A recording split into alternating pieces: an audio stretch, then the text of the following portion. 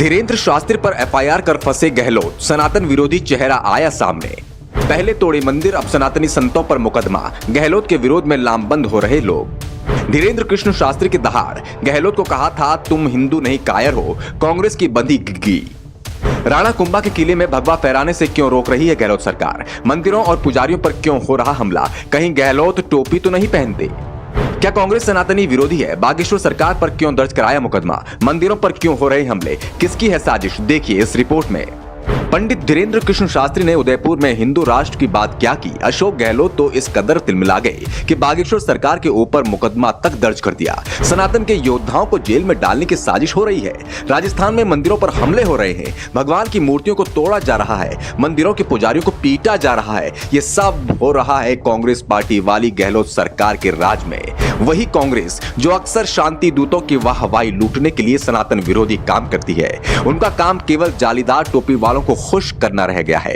दरअसल हाल ही में बागेश्वर धाम सरकार के नाम से मशहूर पंडित धीरेन्द्र कृष्ण शास्त्री उदयपुर पहुंचे थे, जहां उन्होंने सनातन विरोधियों को ललकारते हुए कहा था कुंभलगढ़ के किले में 100 हरे झंडे फेर रहे हैं, कब उन झंडों को उखाड़कर वहां पर भगवा झंडा लहराया जाएगा।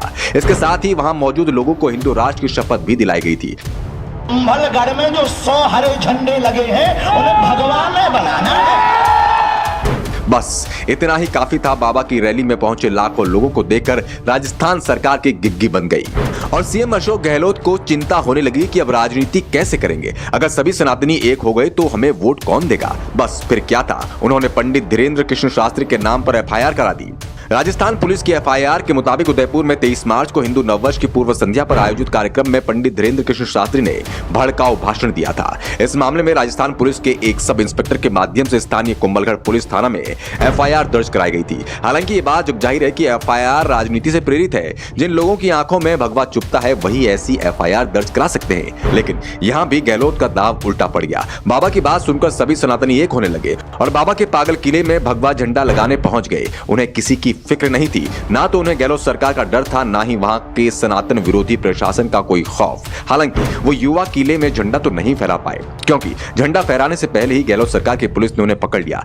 लेकिन कोई जरा इनसे ये भी पूछे, हिंदुओं के किले में हरे झंडे किसकी परमिशन से लगाए गए हैं? किसको अधिकार है वहां पर हरे झंडे लगाने का? हालांकि इन सभी 5 युवाओं को कोर्ट से तुरंत ही जमानत मिल गई, लेकिन इनके समर्थन में सनातनी गलियों से लेकर चौराहों तक, थाने से लेकर कोर्ट तक हर जगह इकट्ठे होकर प्रदर्शन करने लगे, जिसे देखकर गहलोत सरकार चिंता में पड़ गई।